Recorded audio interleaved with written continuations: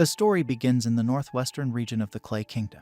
Our protagonist, Norm, is busy making medicine for his sick mother. After drinking the medicine, she thanks him for always taking care of her. Norm tells her he needs to go feed the sheep now, and she makes him promise not to go outside the barrier. He assures her he won't. Norm mentions he will bring back some fruits and rabbit meat to make soup.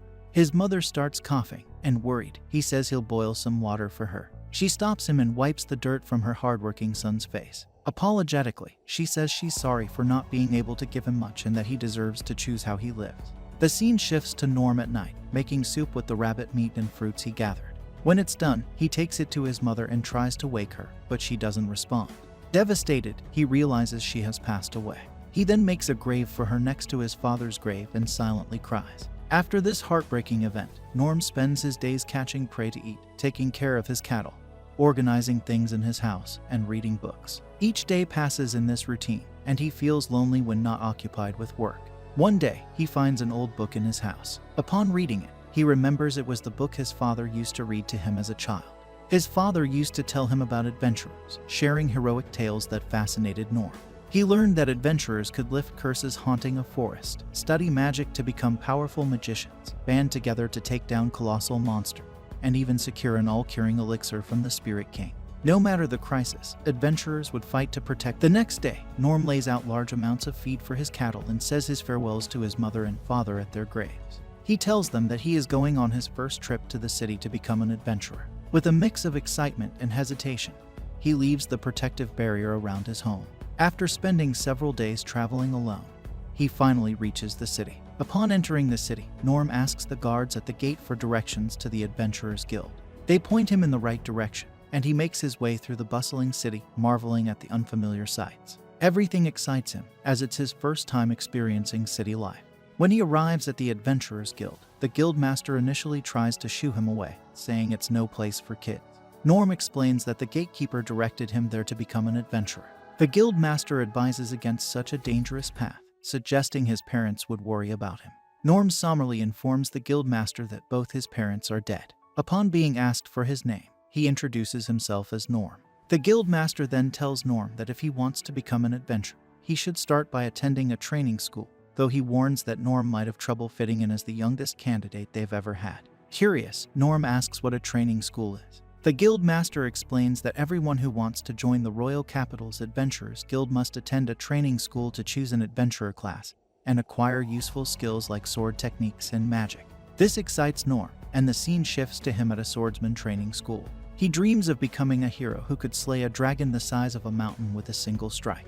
At the school, Norm trains diligently in swordsmanship. One by one, the other students begin to awaken their sword skills, while Norm continues to train, feeling envious of their progress. Several months later, all the other students have learned various sword skills, but Norm has not made much progress. Despite his efforts, his instructor advises him to stop training, suggesting he pursue a different path. Noah wants to continue training, but the instructor tells him it would just be a waste of time. He harshly calls Noah a talentless bum, noting that in all his time there, he has only learned to parry. The instructor suggests that Noah might be better off exploring other training schools to find his potential.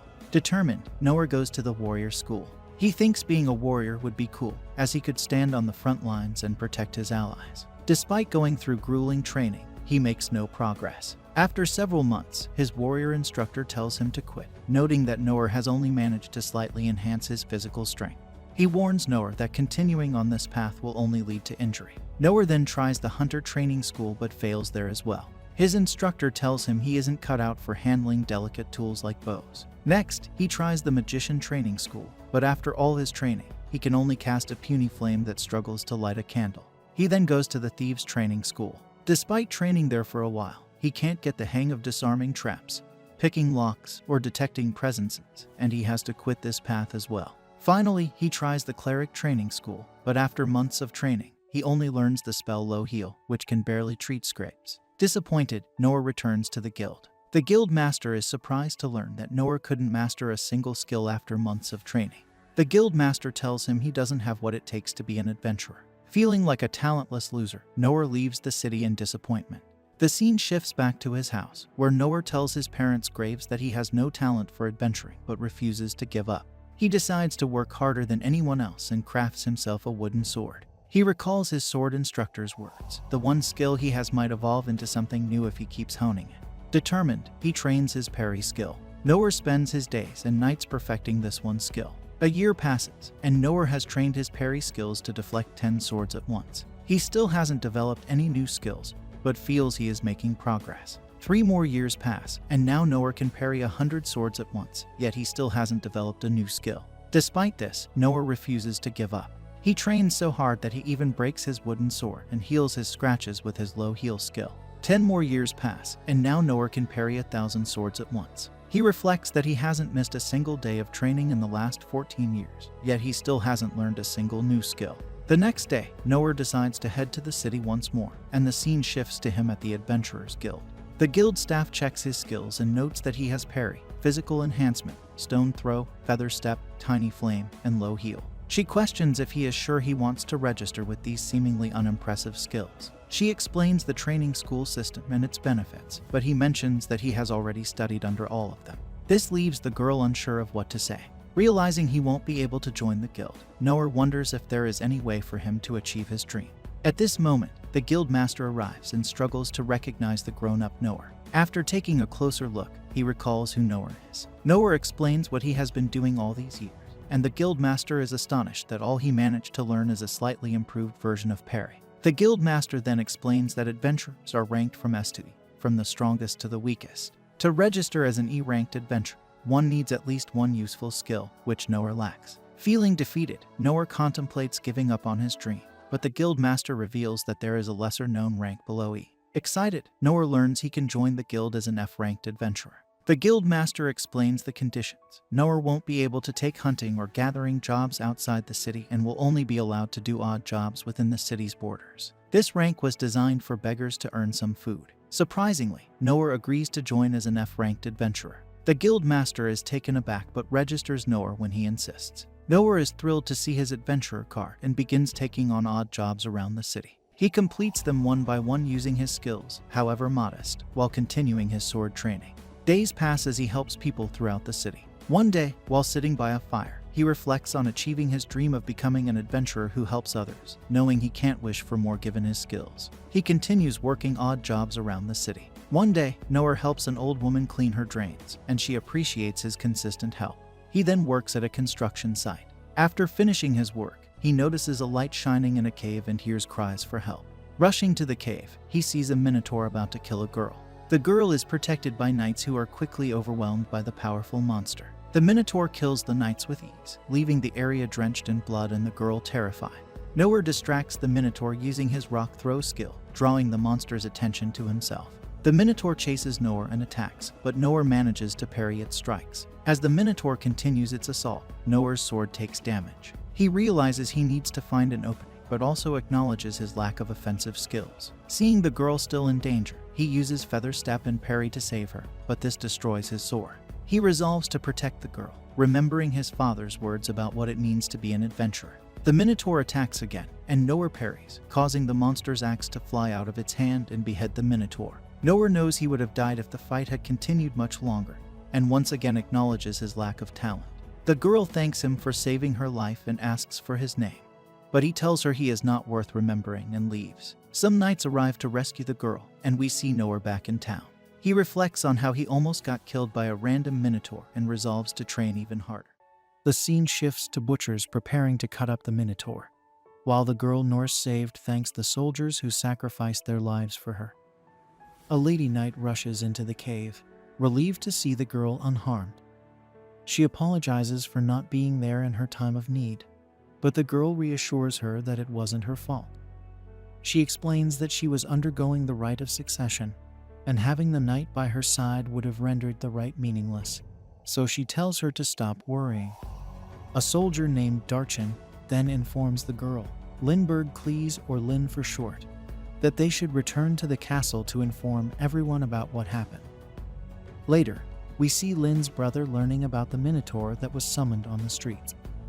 He finds it odd, as minotaurs are high-level monsters found in the innermost depths of dungeons. He concludes that this was an assassination attempt, and Darchin agrees, revealing that they found a ring on a merchant's corpse at the scene.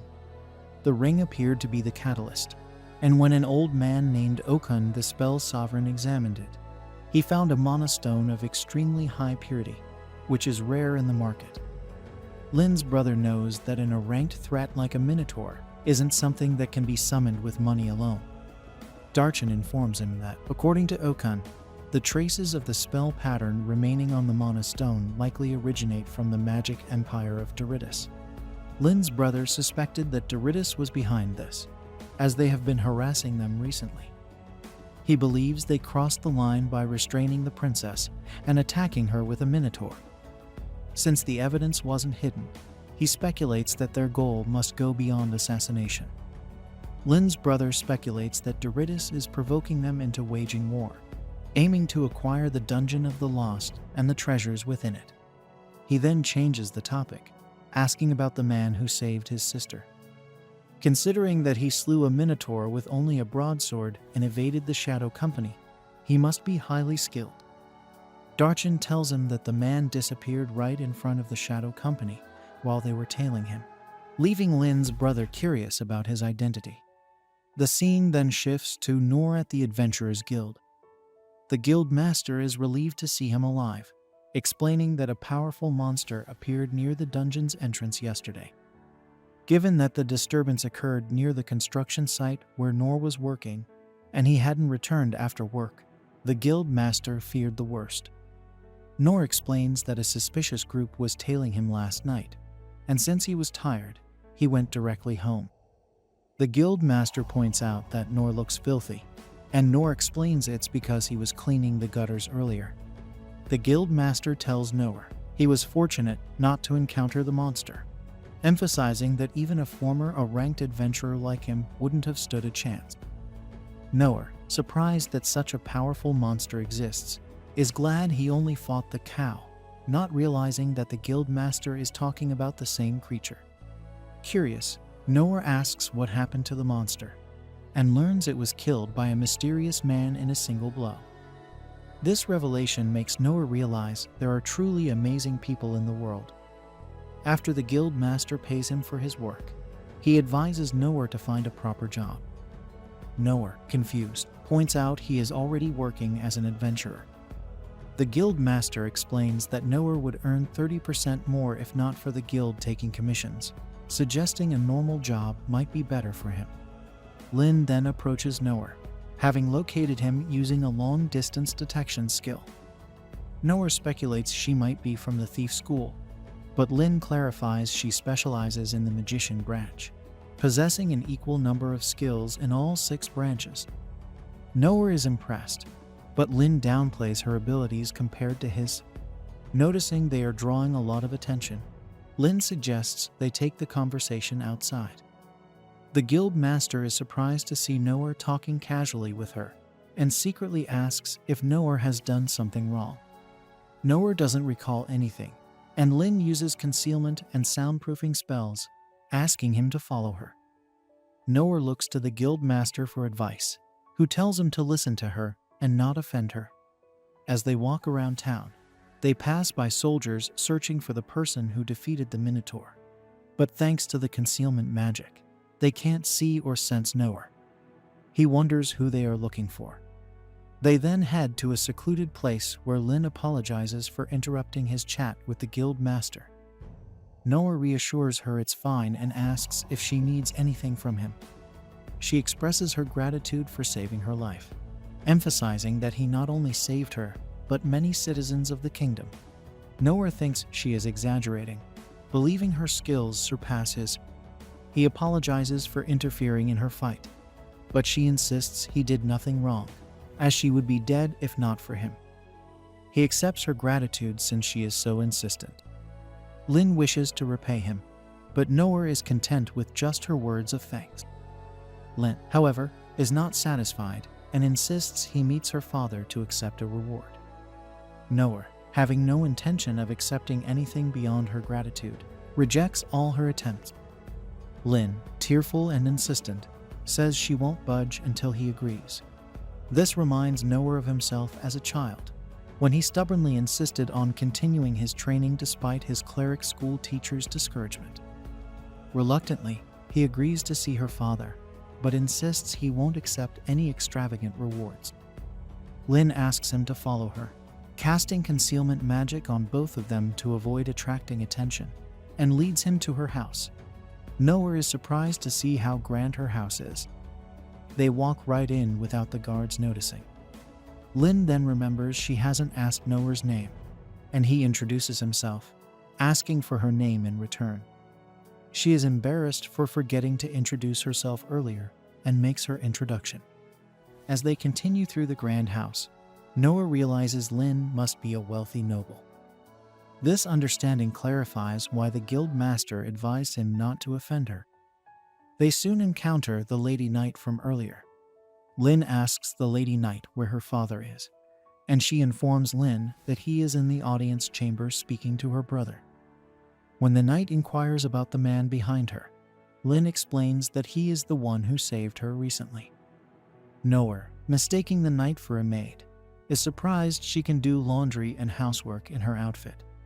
The knight glares at him, making Noah realize she is very cautious.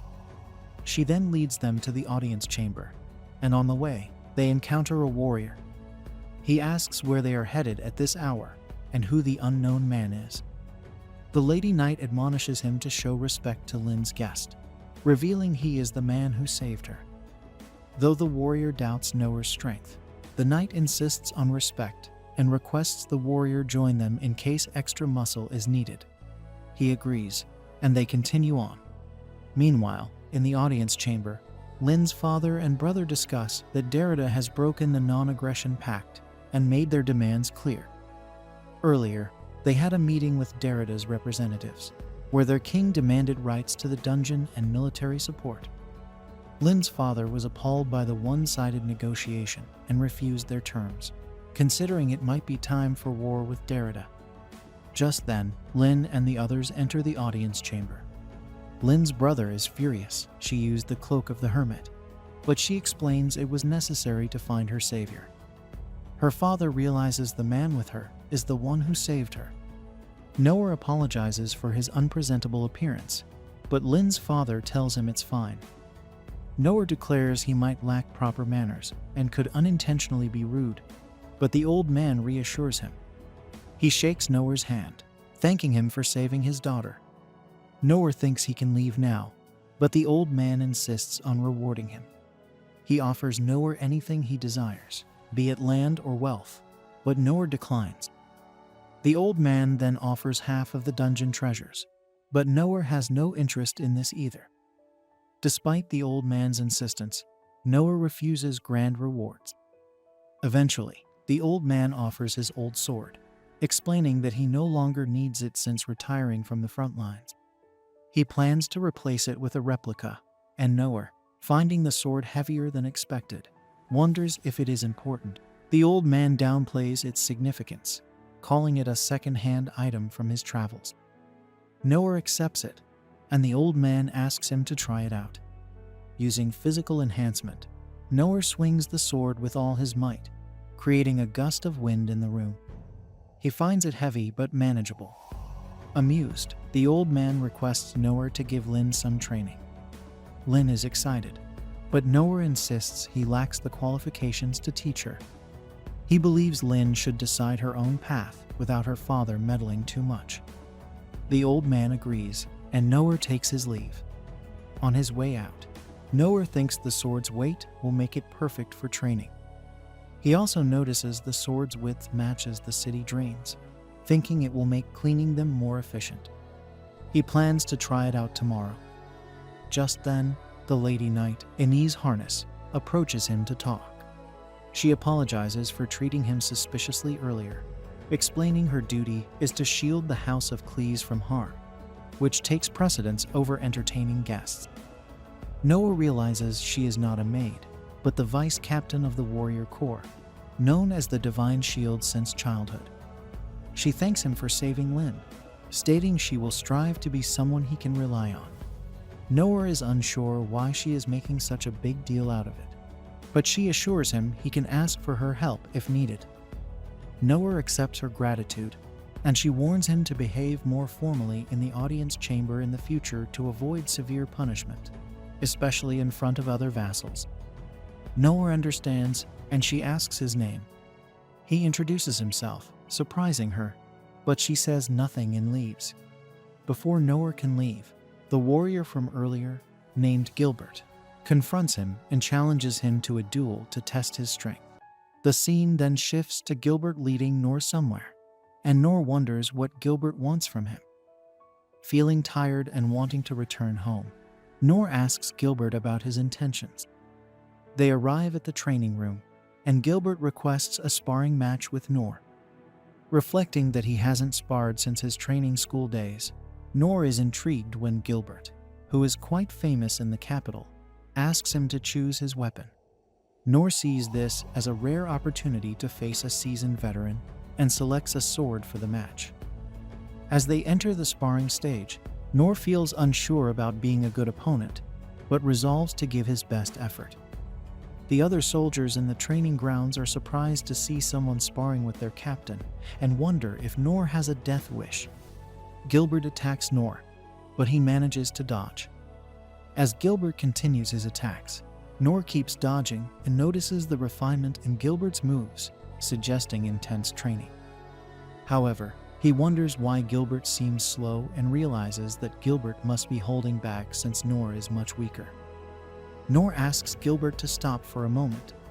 Gilbert halts, and Noor tells him he knows Gilbert is being considerate, but asks him not to hold back so much.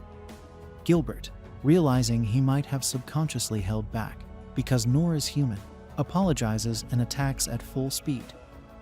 Noor still manages to dodge and notices Gilbert's increased speed, but also observes that Gilbert leaves his back defenseless after every attack. Noor continues to dodge and suspects that Gilbert might be giving him an opening on purpose to trap him, while Gilbert is frustrated that his attacks aren't connecting. Gilbert then uses a move to change the direction of his spear mid-attack, but Noor dodges this as well, which provides Gilbert with an opening for another attack. Surprisingly, Noor dodges again and tells Gilbert he can go even faster if he wants.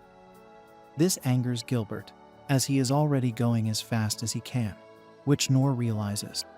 Reflecting on his own training, Noor feels he might have finally become stronger and could possibly win. However, in his anger, Gilbert uses his finishing move, Drag Rave, which almost hits Noor, but is dodged at the last second. Gilbert, unable to see how Noor dodged, is freaked out, and Noor suddenly concedes the match. The scene then cuts to Noor returning home, thinking about his close call. Meanwhile, at the training grounds, the other soldiers are stunned. They speculate that the captain couldn't have missed, believing Noor might have been knocked back by the sheer wind pressure from the attack. They think Noor would have lost his head if the captain had used a real spear, given Gilbert's reputation as a once-in-a-century genius.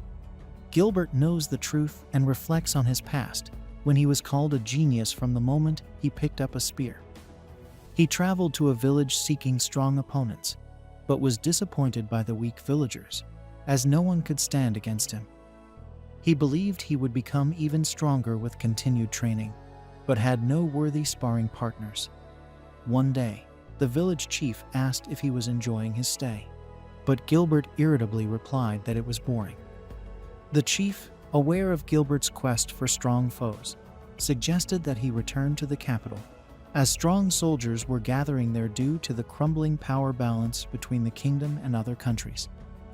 Gilbert took the advice and returned to the capital, joining the army and defeating every strong recruit without challenge.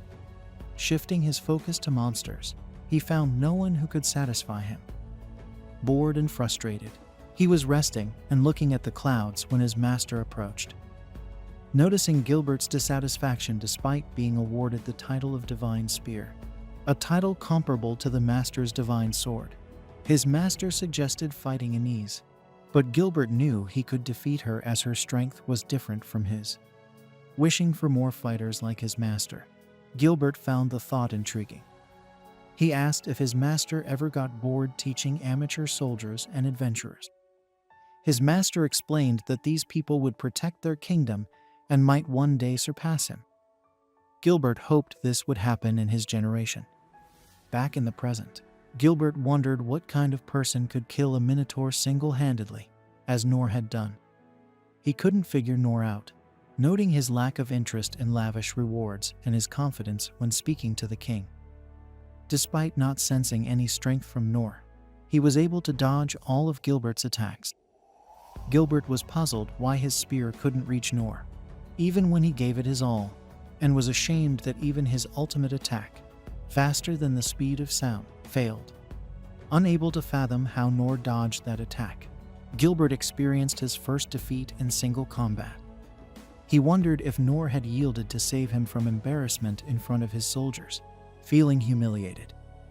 After defeating him, Noor simply said he looked forward to seeing Gilbert again and left. Gilbert then noticed some cracks on the floor of the stage, bewildered by how they appeared. He thought things were finally getting interesting. Meanwhile, Noor, on his way back home, reflected on the match, acknowledging he still had much to learn and shouldn't get cocky like before. He realized he had used physical enhancement combined with feather step to dodge Gilbert's special attack. The confident Les Bum thought that Gilbert must have slowed down his attack to allow him to dodge, having forgotten his own name. He recognized he should be grateful to Gilbert for showing him his weaknesses, and resolved to train even harder. The next morning, we see Noor using the legendary sword to clean drains. Impressed by how the sword made the job easier, he thought it was great, noting that it didn't chip no matter how harshly he used it.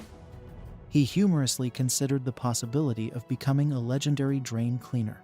Others gathered around, astonished by his talent, mentioned they would commission him to clean their drains next time. The scene then cuts to Noor in the forest. Though glad he could clean drains better, he was saddened that his construction job was suspended due to a recent incident. He worried about being unnecessary if the guild ran out of work, and pondered how he could help people with his sword when that happened. He considered using the sword for grilling food, rowing a boat, and other purposes, but never mentioned the traditional use of swords. Trying to light a fire for cooking with his tiny flame, he realized it wouldn't be enough. Bummed out that despite completing training in all schools, he only learned basic skills, Noor encountered Lin. Remembering that Anise told him not to be overly familiar with their family, he called her by her full name, but she insisted he call her just Lin. She explained she found him by asking the guildmaster, whom Noor thought wouldn't know his exact location, realizing she must have used her tracking skills. Lin asked Noor to take her in as a page, a term unfamiliar to him. She explained that a page is similar to an apprentice, attending to daily needs while receiving instruction and wisdom. She requested permission to stay by his side, but he outright refused. Worried she had offended him, Lin insisted she could be helpful if given the chance. Noor explained he had nothing to teach her and didn't need someone to take care of him. Lin offered compensation, but Noor remained firm in his refusal. Lin began to cry, swearing she would be helpful, and demonstrated her skills: Hell Flare, Icicle Dance, a knockoff lightsaber, and Mist Blade. Noor stopped her from showing more skills. Lin thought this meant he would accept her as an apprentice, but he denied it, knowing she was more talented than him and felt like a commoner in comparison. Convincing her further, Noor said he was even more certain he couldn't teach her anything. Lin, thinking he doubted her abilities, revealed that her talents were acknowledged by the 6 sovereigns, teachers of the 6 training schools. Aware she was no match for him, Lin asked how to stop pestering him. Noor decided to show her one of his low-level abilities to prove his point, using Tiny Flame. Surprised, Lin returned home, recalling how, during her training, instructors mentioned a legendary boy who conquered all 6 schools at the age of 12, although it sounded unbelievable given the harsh training.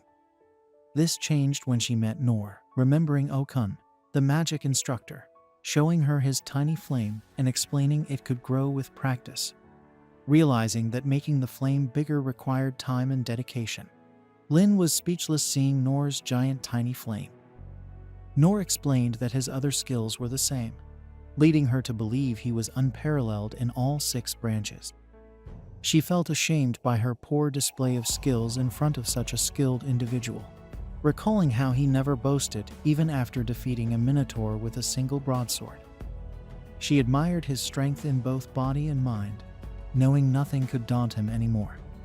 Determined not to give up on becoming his apprentice, Lin decided to learn from Nor's strength, knowing she and her brother would eventually leave the kingdom. That night, Nor left a restaurant and encountered Lin outside. She admitted her immaturity and declared she would keep following him until deemed worthy of being his page. Calling him instructor, she believed the answer their house had searched for generations lay with him, while Nor wondered how things had turned out like this. The scene shifts to Rain, deep in thought, questioning why his father would bestow the black sword upon a stranger. Rain recalls that when his father was an adventurer, he ventured into the labyrinth of the lost with the 6 sovereigns to retrieve that very sword, a quest that took years of peril. The blade, forged from materials never before seen, is tougher than both orichalcum and mithril. Renowned as the indestructible blade due to its inability to be scratched by any skill or technique, its greatest mystery is how it ended up in such a deteriorated state. Rain believes the sword is too valuable to be given away lightly and realizes that his father must have sensed the ominous presence enveloping their country. He concludes that his father took a gamble on that man, possibly viewing him as a trump card against the impending threat. Meanwhile, we see Noah grabbing a bite to eat at a food stall, accompanied by Lin. He asks if it's okay for her to be out in public, to which she assures him it is. Noah then mentions that he plans to visit the guild after eating, and Lin, referring to him as her master, agrees.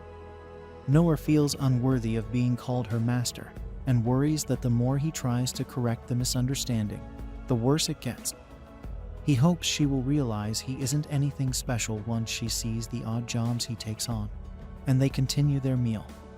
At the guild master is surprised to see Noah with Lin again. He discreetly inquires about the situation, and Noah explains that it's complicated. Sensing that Noah might not want to elaborate, the guild master changes the subject, but Noah insists he does want to talk about it, as he himself doesn't fully understand the situation. The guild master shifts focus, asking if Noah is there for a job. Noah requests a task suitable for 2 people, and the guild master suggests a goblin hunting quest outside of town, given Lin's B-ranked adventurer status. Excited, Noah recalls that goblins are often used by adventurers for training. He is thrilled at the prospect of accepting such a commission, but wonders if he should take advantage of Lin's rank. Feeling it might be selfish to ask her to form a party with him, especially after urging her to leave, Noah doubts whether Lin would even want to team up with someone as weak as him. Lin notices his hesitation and asks if something is wrong. Noah questions if she's okay with him relying on her rank. Lin reassures him, stating that he can utilize any of her abilities.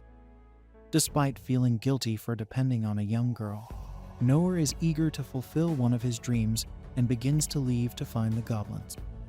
The guild master reminds him that he hasn't been told where to find them, so Noah returns. The guild master approves the mission and warns Noah that goblins, though weak, can still be dangerous. He provides directions to the goblins and instructs them to report their kill count and bring back the goblins' right ears as proof, or they won't be paid.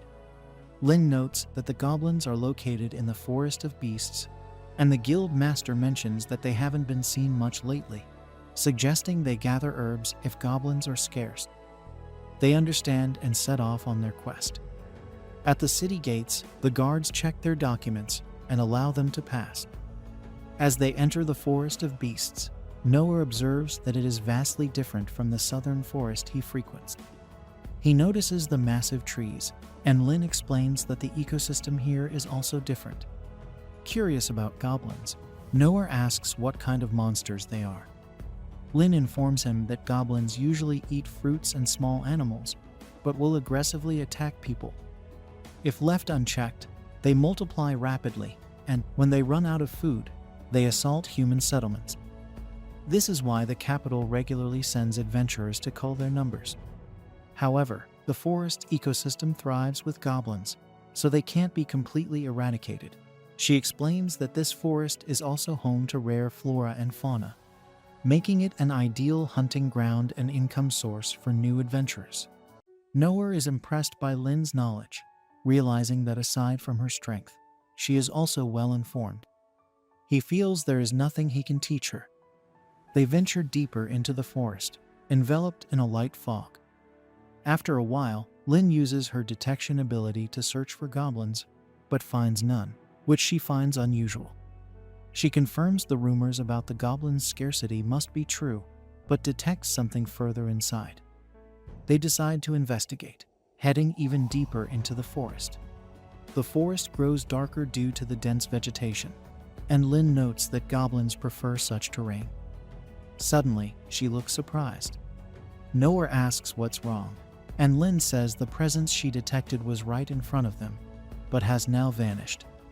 Noah suggests it might be a sick monster that died, which Lin finds plausible. They proceed to the location to investigate. They find nothing on the ground, but Noah spots a goblin's corpse hanging in the air. Realizing something is amiss, Lin casts an uncover spell, revealing a large hidden goblin emperor. Lin tries to identify the monster, but Noah, amazed by its size, assumes it must be a goblin.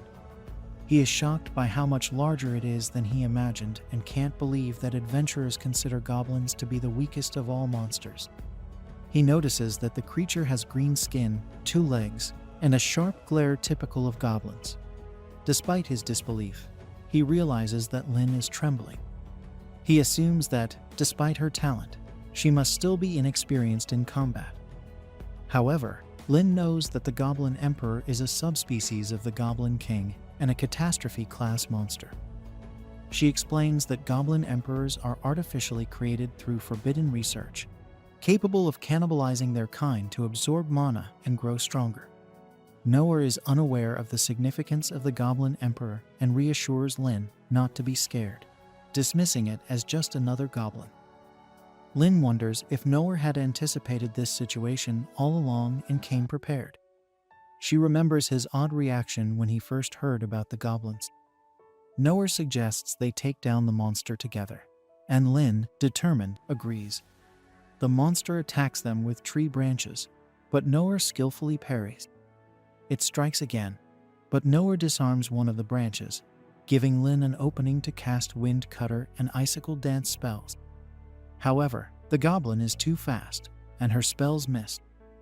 Noah marvels at the goblin's speed and saves Lin from another tree thrown by the monster, parrying it in time.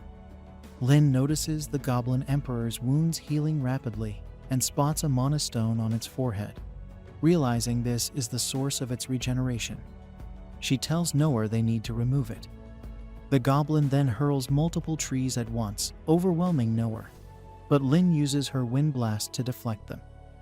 The monster is injured, but heals immediately, confirming Lin's suspicion about the mana stone.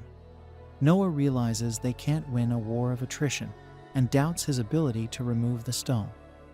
He then gets an idea and asks Lin to cast Wind Blast at his back, explaining she won't hit him directly but his sword, propelling him forward at incredible speed. Lin is hesitant, knowing the spell's strength, but Noah convinces her it's their best chance.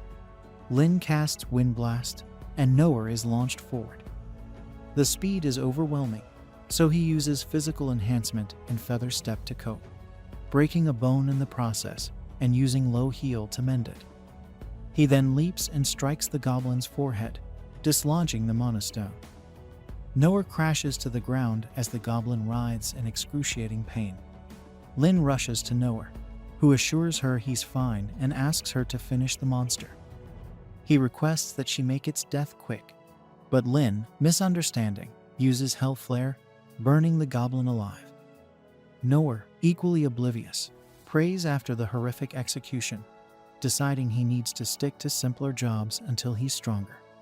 Later, Rain learns about the Goblin Emperor and examines the large mana stone it left behind, realizing the monster was colossal, several times larger than a Goblin King.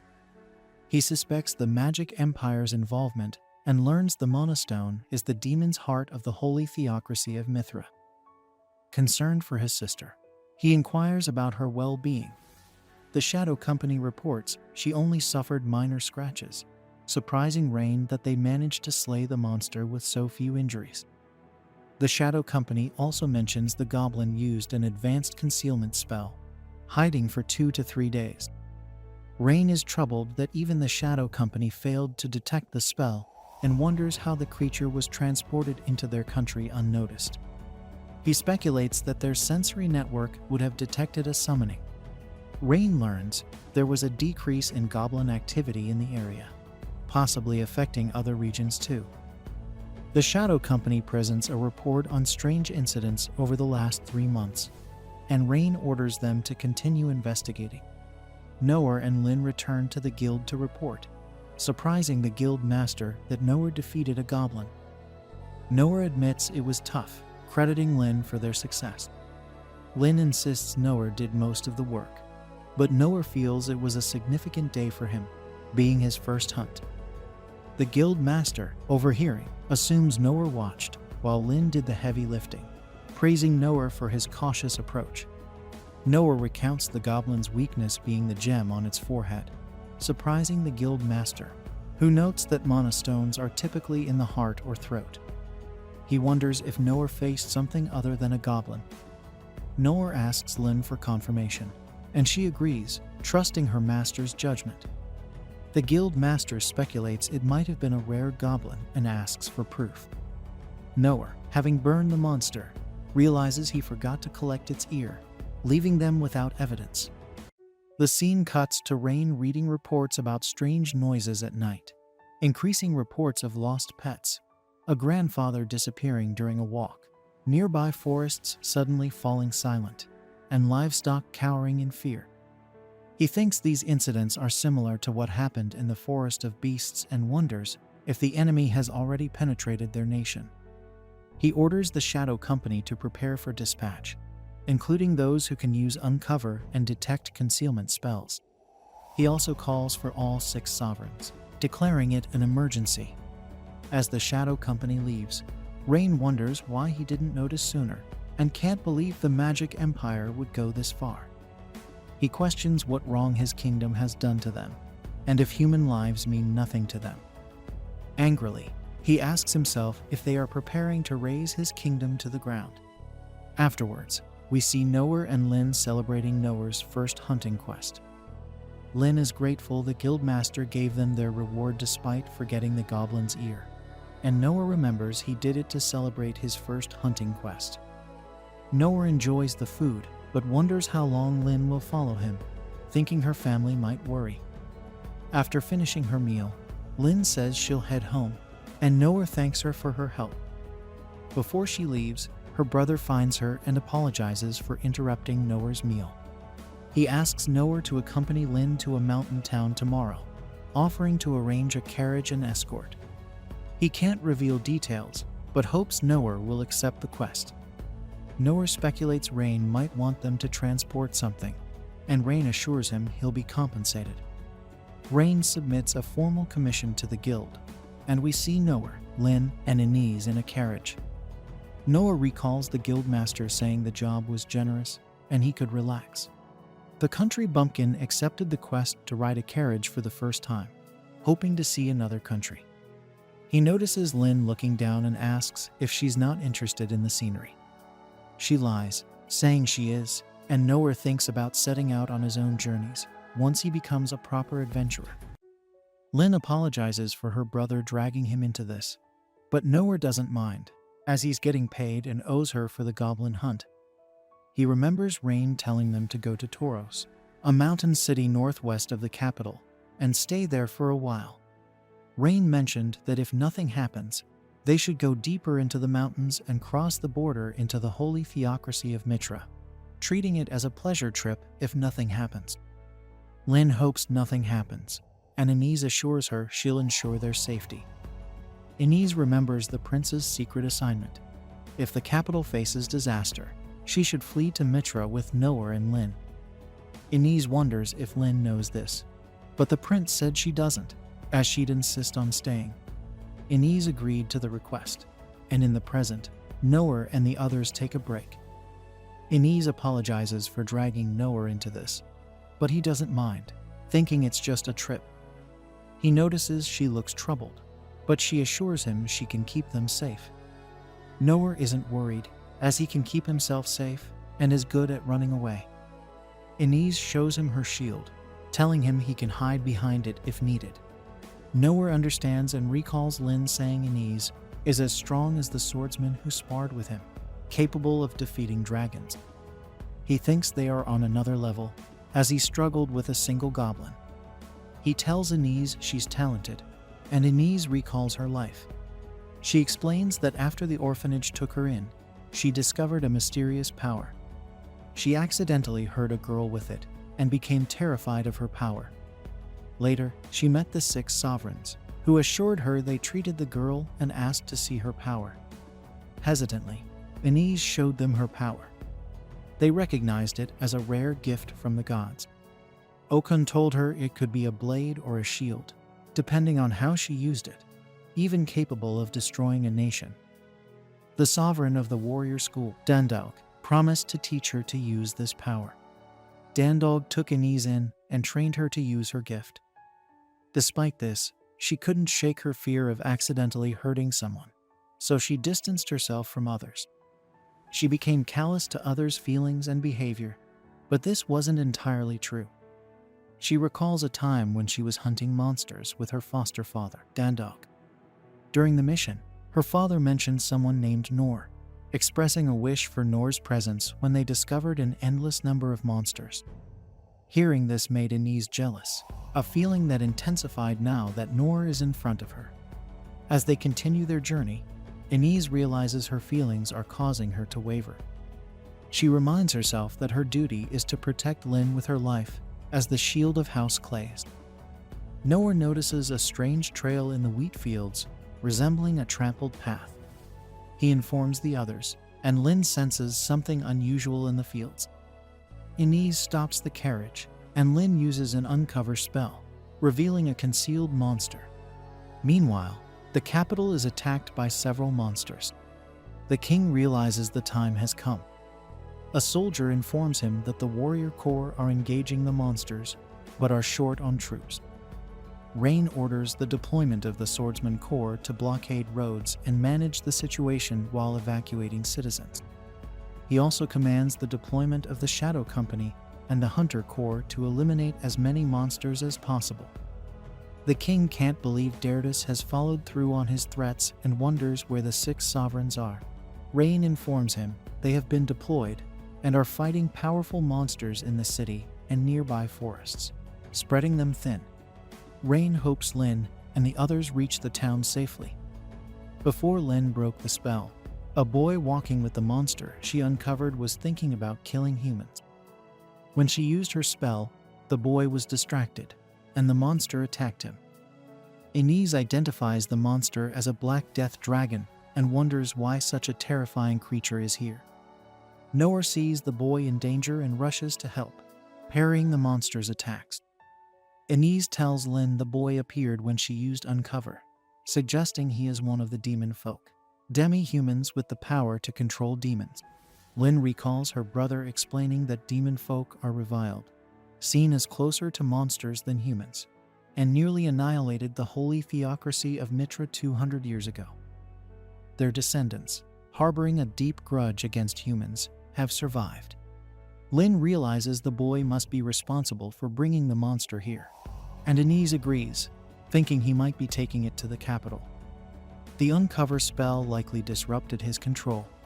She wonders why Noah is helping someone like that, thinking he's acting foolishly. Lin insists they help Noah, but Inez stops her, saying it's too late. While fighting, Noah thinks the toad-like monster is neither fast nor strong, recalling the goblin was tougher. He aims to hold out until Lin and Inez catch up. The monster attacks with a black mass, and Noah parries it, preventing the boy from being injured. However, the black mass disperses, revealing it as poison. Inez explains, this is what makes the monster terrifying. and Noah's vision starts to blur. He realizes the poison is strong, and his body begins to go limp. Noah recalls Anise trying to warn him about the monster before he jumped out of the carriage. He gets on his knees as the dragon charges up another poison breath. Lin tries to rescue Noah, but Anise shields her with a barrier. Lin pleads to be let go, but Anise refuses, stating she will withstand the dragon's attacks while Lin flees.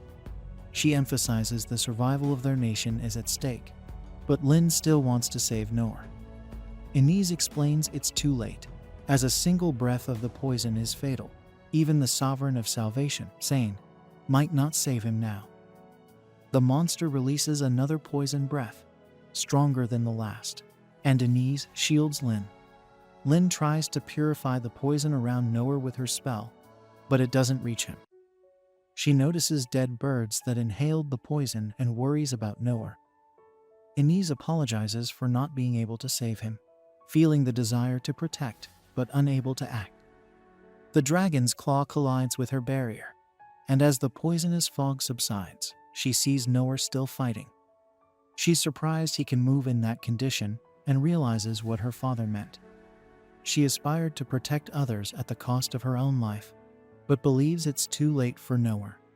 The monster topples the barely standing Noah, who notices poison coming from his mouth. He thinks he will somehow manage. The silver-haired boy reflects on his past, recalling the time when he was locked up in a prison cell alongside others of his kind. He explains that they were known as cursed children because of their ability to control monsters, a power that had led them to be treated like livestock. They were fed stale bread as if they were animals. He goes on to explain that for generations, their race had used this power to control livestock. But eventually, someone began using it on monsters, sparking a war that resulted in countless deaths. Since then, their entire species had been hated. The boy remembers a time when he dared to stare at the person who brought them food, only to be severely beaten because the man didn't like being stared at. He says that being beaten was an everyday occurrence for him and the others. When he once tried to ask why they were being treated so cruelly, he was beaten beyond recognition and left with only water for 3 days, no food. The boy also reveals that his powers allow him to hear the thoughts of others. Whenever he was brought out to be put on display for the townspeople, they treated him with disdain, venting their anger over the loss of their loved ones on him. When they discovered his ability to read minds, they became even more violent, realizing they no longer needed to hold back since he knew what they were thinking. Despite all the horrific things done to him, the boy insists he never thought of taking revenge. Although the beatings and scorn were painful, he couldn't imagine doing the same to others. He was determined not to shed more blood. But then, the man who had beaten him earlier gave him some monsters and instructed him to take them to another country. The man promised that by doing this, the boy would be helping not only his race, but an entire country. He assured the boy that if he followed orders, he would never be beaten again, and both he and his friends would be fed good food every day. However, if he refused, things would remain the same, and they would likely worsen. The boy couldn't read the man's mind because of a magical item on his head, but he knew that the man had kept his word so far, so he decided to trust him and set off for Clay's kingdom. On his journey, the boy thought about the possibility of having to kill the people there. At that moment, his concealment spell broke, and the monster he controlled escaped. It attacked him, leaving him lying on the ground, worried that he had failed his mission. He feared that his failure would cause his friends to suffer as well. As the monster approached him, the boy realized he was going to die there. He regretted not being useful to anyone in his life, but found solace in the thought that no one could hurt him after death. He hoped that in his next life, he wouldn't be beaten and could be of use to someone. He wished he could eat tasty food. Resigning himself to his fate, he was prepared to die. But then Norse appeared and saved him, fighting the monster to protect him. The boy was bewildered by Norse's actions. When Norse was attacked by the monster's poison breath, he used a low-level healing spell on himself and also healed the boy, who had been slightly poisoned. The boy was surprised by this, and even more so when the dragon unleashed more poisonous breath. Yet the boy remained unharmed due to the protective layer of the healing spell. Norse continued to battle the dragon, and after a desperate struggle, the dragon finally managed to bring him down. However, Norse noticed that the poison in his body was subsiding, and he thought he might manage to survive. He then recalled how, after his parents died and he returned from training schools, he had gone to the mountains to gather food. He collected a variety of plants and vegetables and made a soup by mixing them all together. The soup was delicious, and he thought nothing of eating it, even though he didn't check the ingredients carefully. However, he ended up consuming a deadly poison known as Dragon's Ruin, which caused him to start bleeding profusely. He was so weak that he could barely stand, but he used his low-level healing spell on himself. The spell helped somewhat, and by the next morning, he could just barely walk. After washing off the blood, he checked his books to identify what he had eaten. He discovered it was Dragon's Ruin, a plant his mother had warned him never to eat. Despite this, he stubbornly continued to train, even though he could barely walk straight. His body eventually gave out, and he collapsed while training, forcing him to use his healing spell on himself again. When he woke up, the pain in his stomach was gone, and he was hungry. Determined not to repeat his mistake, he returned to the forest, but made sure to avoid Dragon's Ruin. However, an extremely poisonous snake bit him. He killed the snake, but the poison knocked him out.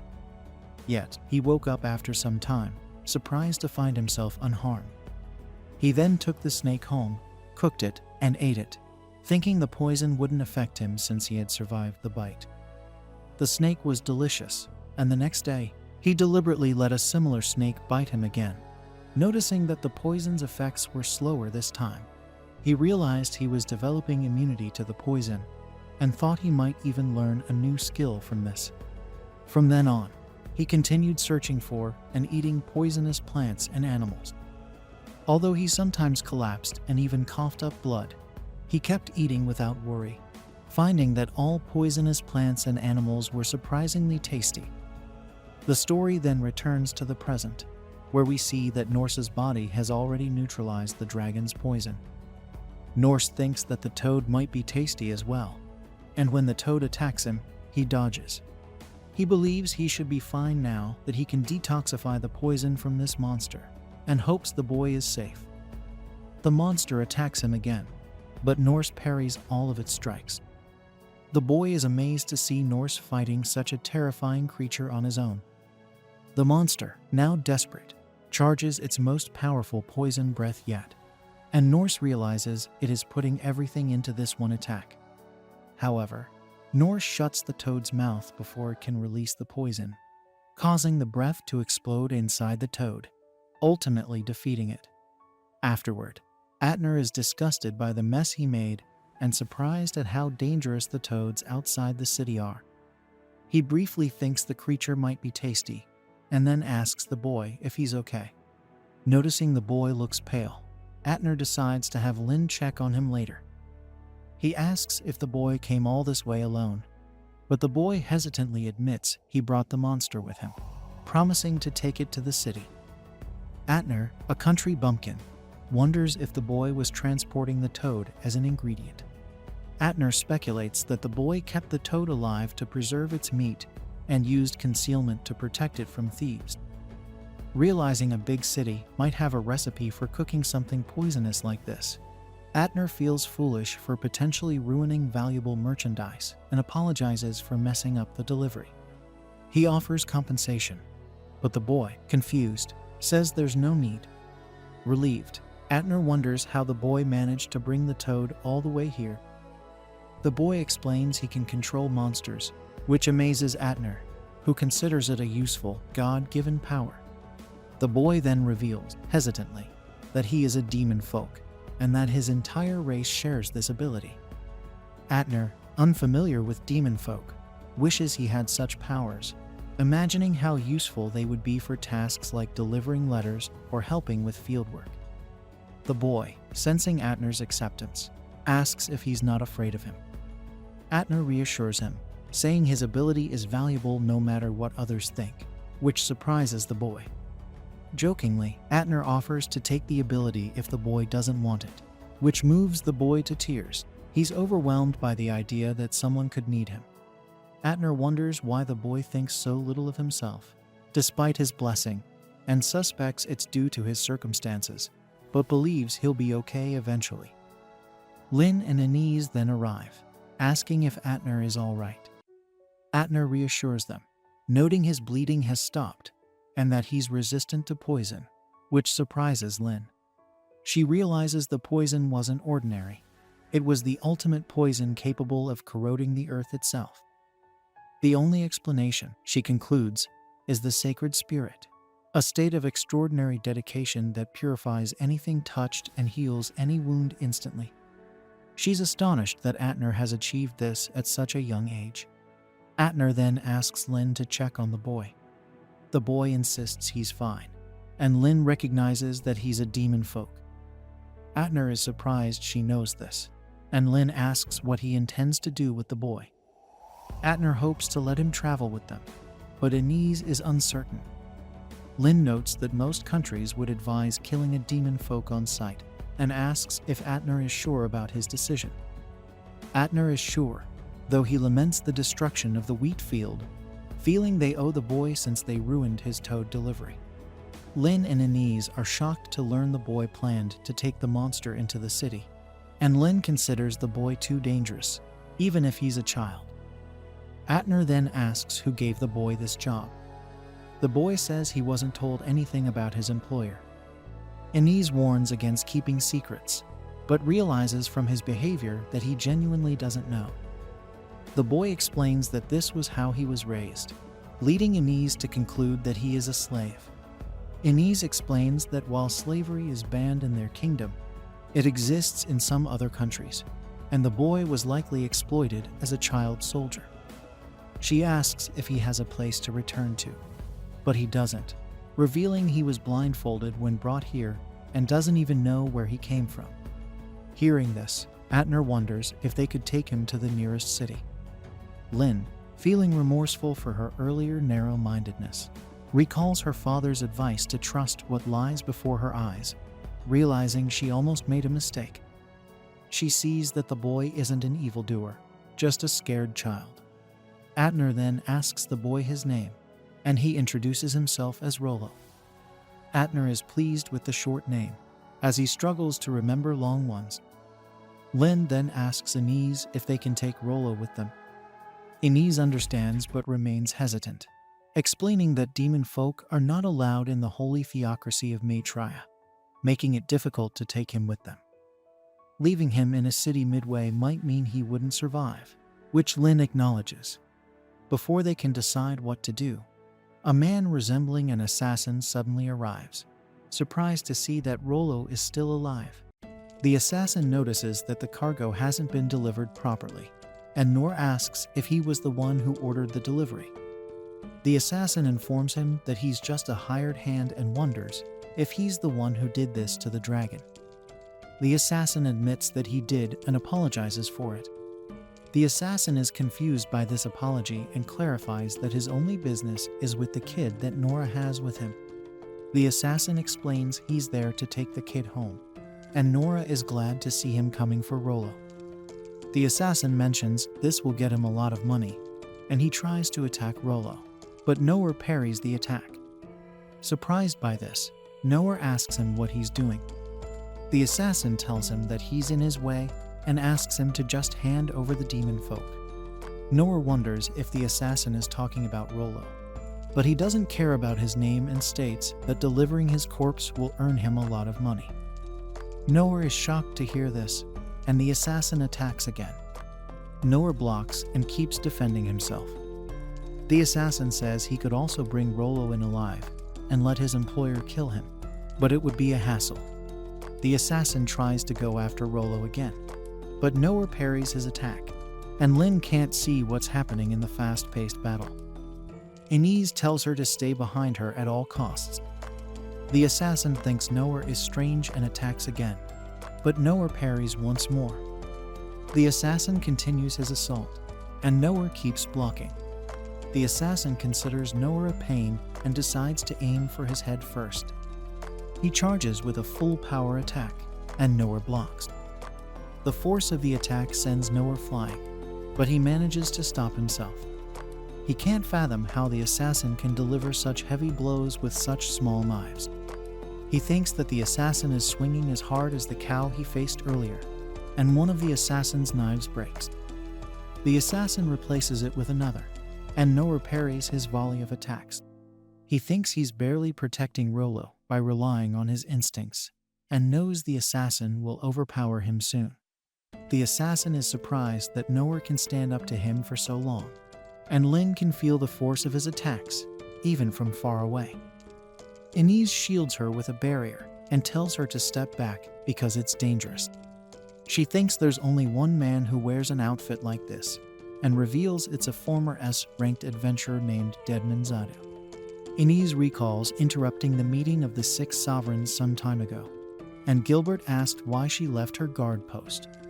She explained she found something strange while on duty and said it's an unresolved case, but it's ongoing even though the target is deceased.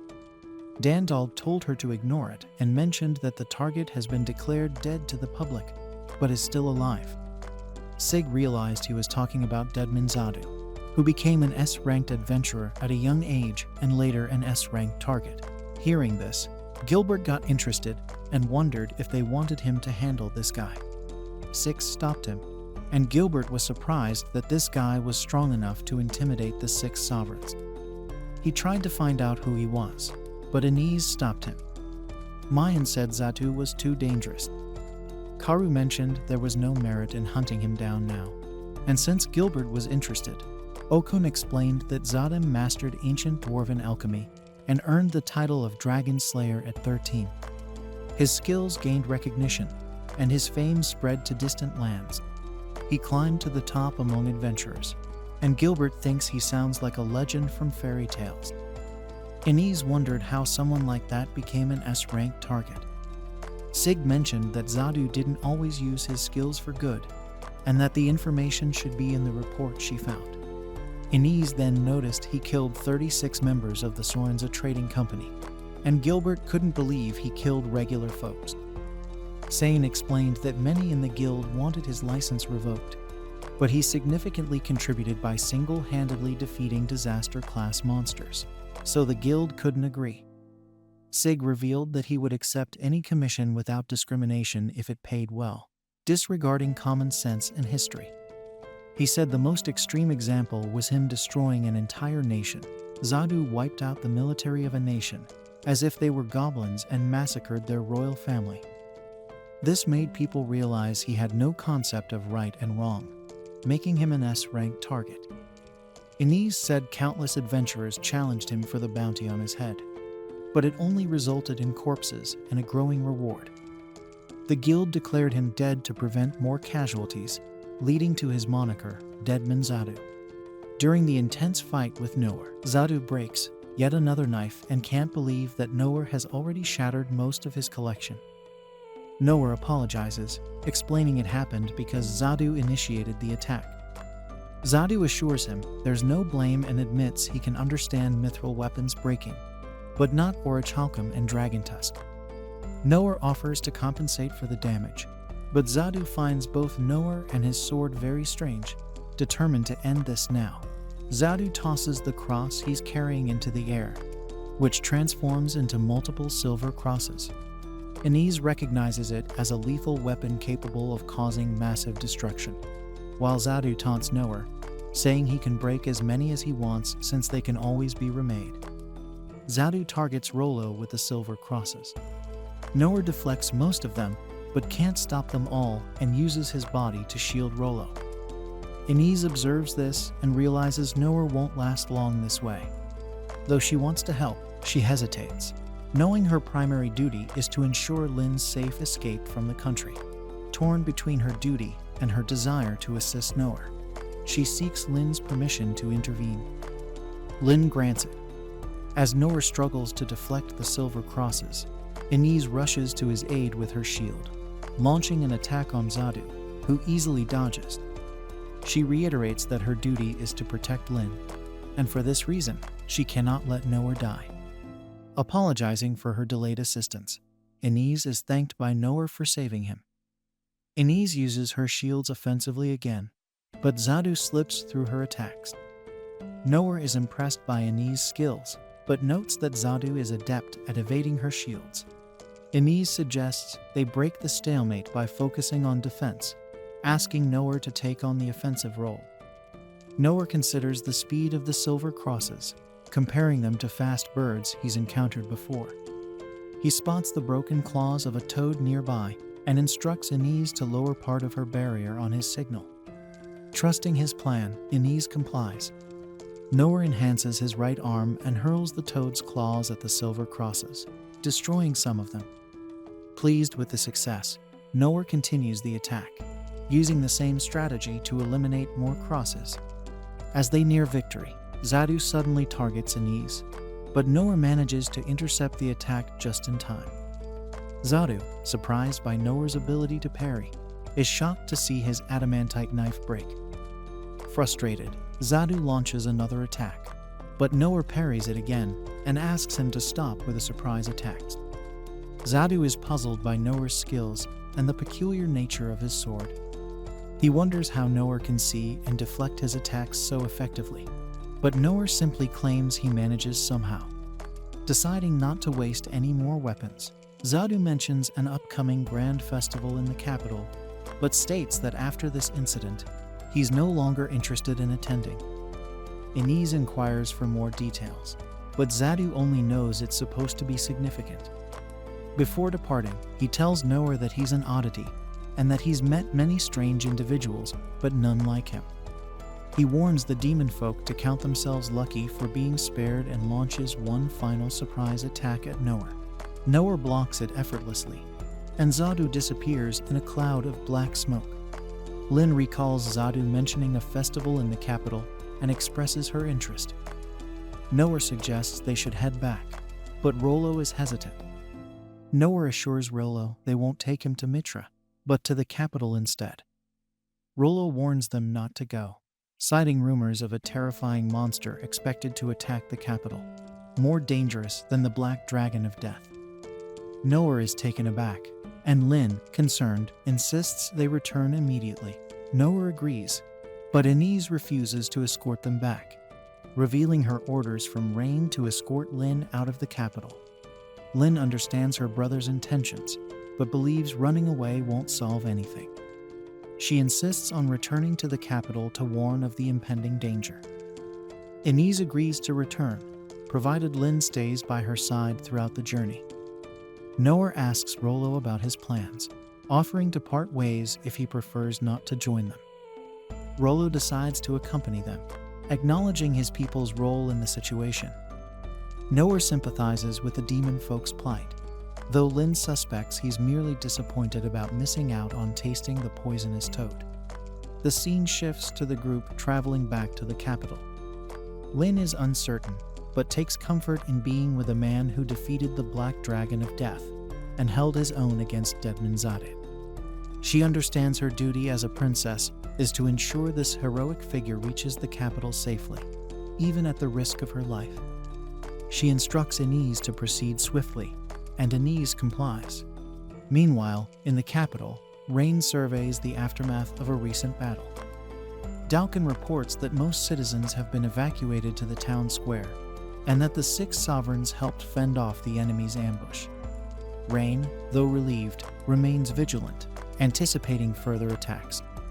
He suspects the enemy might exploit their weakened state and launch another major assault. Rain ponders which direction the next attack will come from, and even considers the possibility of an aerial assault. Dalkin assures him that the Hunter Corps found no flying beasts, but Rain notices a distortion above the clouds, casting a spell to unveil the mystery. He's horrified to discover it's the legendary Dragon of Calamity. The story takes us back to Noah's childhood, where his father tells him about dragon slayers. He explains that dragons who cause harm are called evil dragons, and adventurers who can defeat such creatures are known as dragon slayers. Every part of a dragon, its claws, fangs, bones, and more, is valuable. These parts can be used to craft weapons and medicine, which bring great wealth to the land. Young No eerily says he wants to become a dragon slayer too, but his father warns him that it won't be easy. Some dragons have lived for 1,000 years, and their mere movement shakes the earth. A single swing of their tails can level mountains. He also tells Noir that long ago, a dragon's rampage nearly destroyed the entire continent. Noir, despite these warnings, still dreams of becoming a dragon slayer one day. As Noir travels by carriage, he senses something in the distance, but the others don't see anything. Noir points them in the right direction, and Lin realizes it's the Dragon of Calamity. The story then shifts to the capital, where citizens are paralyzed with fear as the dragon flies overhead. Rain wonders if the Empire even understands what they've unleashed. Dalkin, observing the scene, thinks it's only been 150 years since the dragon last slumbered and that it should still be dormant. Rain then realizes that Mitra must have awakened the dragon. He is shocked that they would unleash such a catastrophe over a human conflict. As the dragon roars, Rain orders Dalkin to evacuate the city immediately, dragging out anyone who refuses to leave. As the citizens are moved out of the city, Mayan notices that the 6 sovereigns are scattered and that all the evacuation routes are blocked. She thinks the situation is hopeless. Meanwhile, the 6 sovereigns are fighting monsters both inside and outside the city, leaving them no time to deal with the dragon. The king watches the dragon from his castle, and Gilbert advises him to retreat to safety. However, the king refuses, believing it is his duty to protect the people. He asks Gilbert to lead the evacuees instead.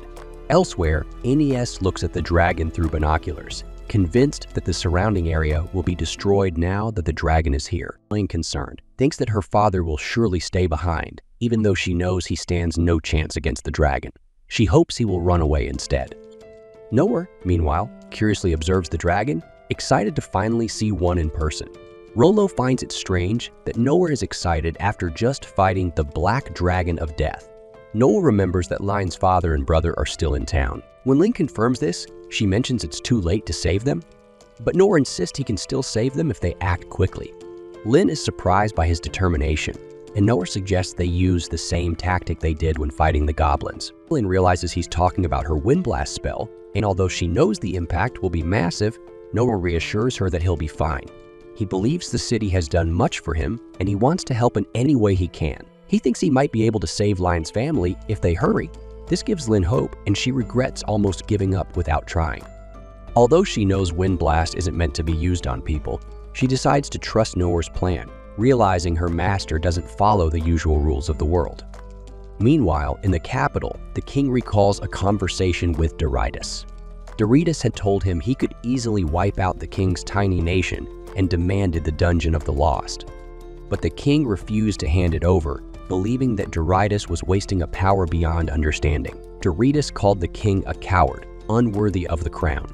Now, the king realizes that nothing else matters to Doritas except gaining control of the Dungeon of the Lost. He regrets underestimating Doritas, never imagining he would go to such lengths to achieve it. The king goes to the top of the castle, thinking of his daughter and hoping she is safe. He is surprised that he's thinking of her instead of his country at such a critical moment. Admitting that Doritas was right, he feels unworthy of the crown. He states that he is more suited to wielding a sword and apologizes to his people for leading them into a fool's errand. Although he knows he can't make up for his mistakes, he decides to at least try to take one of the dragon's eyes. Back outside the capital, Ines creates a cylinder with her shields and asks Noah to stand in front of it. Noah complies, noting that this feels different from before. Lin then casts 7 spells on top of the barrier to amplify the power of her Wind Blast spell. Noir, now uncertain, wonders if he's really ready to be hit by such a powerful force. Point didn't notice, so she warned Noah to brace himself since the impact would be stronger than last time. She then cast her Wind Blast spell. When the dust settled, Noah was nowhere to be seen, and Rollo doubted if he could survive such an impact. Meanwhile, the dragon confronted the king, preparing to unleash its deadly breath. The prince recognized this attack as the one that once devastated the entire continent, and the king realized he wouldn't even manage to take one of the dragon's eyes.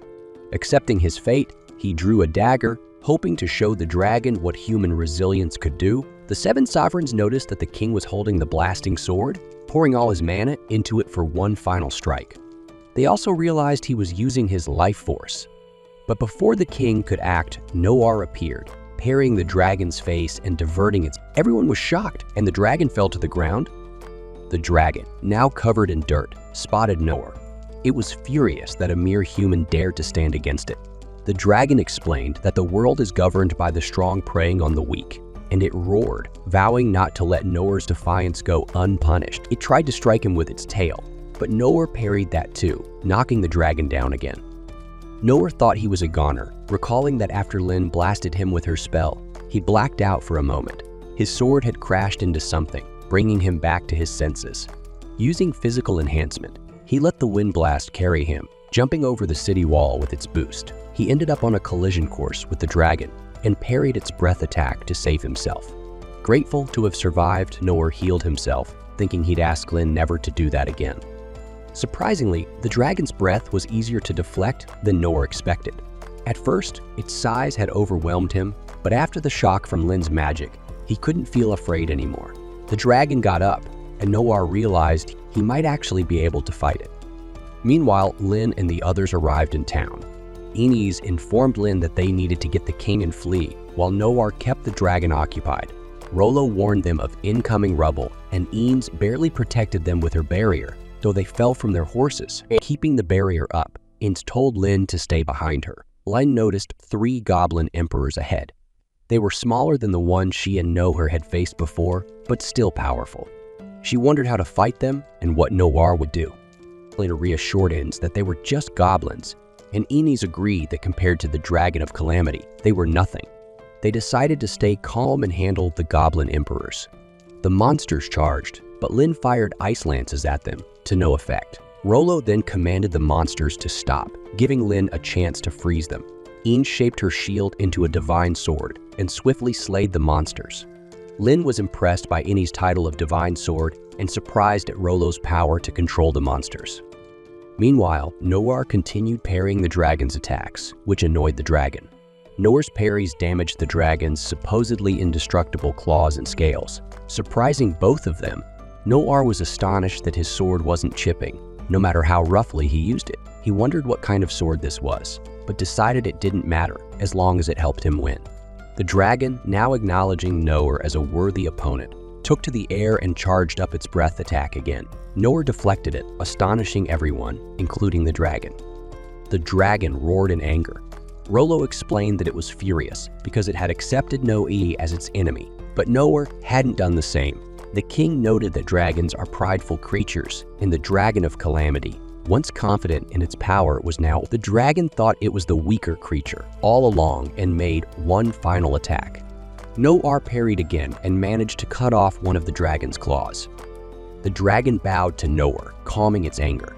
Rollo noted that this was a stance of submission, and Noir wondered what was happening. He saw the dragon's claw lying beside him and remembered his father's words about the value of dragon materials, which could be used to make weapons and medicine and bring wealth to the land. He also recalled that those who slay evil dragons are called dragon slayers, but seeing the dragon's submissive look, Noir put down his weapon, sat down, and admitted that he wasn't suited to be a hero. Rollo noticed that the dragon no longer wanted to fight. Lin and the others approached Noir. Lin was relieved to see he was still alive and asked if he was hurt. He assured her he was fine, despite just battling a dragon. Realizing what had just happened, he thanked Rollo for his help. Rollo, confused, wondered what he was talking about, while Noir thought the dragon calmed down because Rollo told it to. Rollo explained it wasn't his doing, but Noir questioned why else the dragon would suddenly become docile. He suspected Rollo's powers were responsible, but Rollo denied any involvement. Noir recalled Rollo mentioning that some people hate him for his power and figured Rollo didn't want to reveal that his abilities could even affect a dragon. Noir decided to drop the matter and asked Rollo for a favor, to send the dragon back where it came from. Ines disagreed, saying letting the beast go was a bad idea. Noir understood it might be safer to kill it, but admitted he didn't want to. He asked them to consider his request, and Lin agreed. She asked Rollo if he could do it. Rollo, unsure, said he would try to talk to the dragon politely. Noir whispered to him that it was okay to use his powers, as the girls wouldn't be afraid. Rollo hesitantly approached the dragon and used his ability to communicate. Surprised by the dragon's response, he told Nor that the dragon was willing to obey its master's orders. Nor was shocked, thinking the dragon now saw Rollo as its master, but the girls knew better. They found it hard to believe that Nor had tamed the dragon of calamity. Nor then asked Rollo to tell the dragon to return home and not harm humans again. Rollo used his powers, and the dragon agreed, flying away from the capital. As it tried to go back, a beam shot it down. Nor and the others were stunned, while Darius gloated that everything had gone according to his plan. Darius looked at the fallen dragon thus body and scoffed, saying that even a 1,000-year-old dragon was just a stupid beast before him. He surveyed the capital and found it in better condition than expected, but he decided it didn't matter and ordered his army to attack. Soon after, a soldier used teleportation magic to bring the Mithra army to the battlefield in seconds. The soldiers were heavily armed. The king was confident he would bring down the Clay's kingdom. He recalled paying a tamer to control the dragon of Karis. Once the tamer succeeded, he believed his money was well spent. His minister had then planned to use the dragon to destroy Clay's capital before their forces marched in. They planned to equip their soldiers with magic swords and shields, with elite troops using magic armor and cannons. They also had 3 Aegises, mobile mana bulwarks, and 4 ultra-high output mana ray weapons called Bryanak. A knight named Randius warned the king that this war wouldn't benefit their country in the long run, but the king ignored him. When Randius persisted, the king kicked him in the face, saying no one could threaten their empire while they led in magic technology. He added that they would show the world their power. Back in the present, Darius declared that the Clay's kingdom would be remembered as a land of fools who neglected the dungeon of the lost and were ruined by their greed. Mithra, on the other hand, would be seen as a humanitarian army that liberated the people from their foolish monarch. He decided there was no need for multiple storytellers in history and planned to wipe out everyone in the capital. Meanwhile, Nor and the others checked the spot where the dragon fell. Nor wondered if it was still alive, and Rollo suggested they take a closer look. Lin then noticed the army of Mithra, and Darius ordered his troops to advance. One soldier spotted Lin and the others through a telescope. The king noticed them too, dismissing Nor, but surprised to see the princess in Inez, the divine shield. He thought she might be why the capital hadn't been destroyed, and saw this as perfect since the era of legends was over. Now, wisdom ruled the world, and he ordered his soldiers to fire the Bryanak at them. The soldiers aimed, and the king believed the heat from the Bryanak would evaporate Inez, despite her being the divine shield. He was thrilled at the thought of killing another legend, which is why he loved war. His soldiers reported they were ready, and at his command, they fired. The blast headed straight for Inez, and the king thought it was the end for her. However, moments before the Bryanak was fired, Inez noticed it charging up and told Lin to step back. Lin retreated with Rollo, and the blast headed for Inez, but Nor managed to parry it just in time. The king, seeing Inez and the others unharmed, was left baffled, wondering what had happened. The soldiers report a possible misfire due to a problem with the mana condensation process. The king, annoyed, orders them to prepare for the next blast. Meanwhile, Nor realizes the situation was too close and wonders about the strange light. But with the army approaching, he's more concerned about the immediate danger. Lin informs him that Dorita's troops have mobilized, estimating around 10,000 soldiers. Nor is baffled by what's happening, while Inez notes that their enemies are here to destroy the kingdom. Lin acknowledges they have an army in the capital, but it is not enough to match those numbers. Inez suggests they retreat since there's nothing they can do, and Lin agrees, planning to meet up with her brother. She asks Nor what he'll do, and he mentions there is no point in asking. He feels he has no choice but to run. Lin misinterprets his intention, and Nor wonders why she's smiling. He tries to clarify, but Derrida attacks before he can. Inez uses her divine shield to block the beams, and it holds up. The king, frustrated, is advised by a soldier to take shelter as things are getting dangerous. He agrees, retreating to the rear. As the blasts continue, Nor realizes they can't move at this rate. He decides there's only one option, to distract the army and buy time for Lin and the others to escape. He knows he does better at running than fighting and recalls how, as a child, he used to dodge bees when hunting for honey. He's confident he can manage again if he runs around like crazy. He tells Lin and the others not to do anything reckless and promises to return. Lin understands and offers him a final bit of help before leaving. She prepares to cast a spell, and Nor assumes it's a buff. But she tells him to brace for impact, and he realizes she's about to shoot him off again. Before he can protest, Lin launches him with a wind blast. The force nearly knocks him out, but he manages to stay conscious. He then notices beams coming his way and successfully parries them. More beams follow, and he deflects those too, glad his skill is working. With no choice but to charge forward, he plows through the army, parrying anyone who comes near. The king is shocked to see his soldiers' weapons flying into the sky, unable to understand what's happening. He then feels a powerful gust of wind and sees Nor behind him. Nor doesn't linger, and the soldiers, confused, notice their weapons falling back down, injuring many of their own forces. Even the Aegises are in the sky. Nor rushes past the king and his guards like a hurricane, then disappears. As the Aegises fall onto the army, Nor continues parrying anyone left with a weapon. The king is petrified and Nor stops by him again. The king gets a good look at Nor's face and realizes he saw him earlier with the princess. He can't comprehend how Nor got here so fast and does not like the way Nor is looking at him. The king wonders if Nor knows he's the king, and if he does here to kill him. Despite Nor emitting no murderous aura, the cowardly king senses danger and fears for his life. The king then remembers his orichalcum armor and sword, thinking he's ready to fight Nor, though he's shaking in his boots. But he doesn't understand that good equipment doesn't make a good fighter. Nor simply runs past him and parries the Bryanak cannon of a Klonspol. The king is bewildered to see his cannon toppled over and wonders how his army is in ruins despite their numbers, aegises, and powerful weapons. Nor reappears in front of the king, who asks who he is and why he hasn't killed him yet. The king notices Norda's weapon and realizes that this King Clace's black sword, a dungeon relic made from unknown metals, supposedly too heavy for a normal human to wield. Even King Clace needed both hands to lift it. The king is stunned to see Nor wielding it single-handedly, realizing someone has surpassed King Clace. He's still in disbelief that one man wiped out his entire army. The king concludes that Nor is sparing him only to prolong his suffering and humiliation before killing him, just as he had planned for King Clace. Overcome with fear, the king wets himself, mounts his horse, and flees, thinking that Nor is a monster.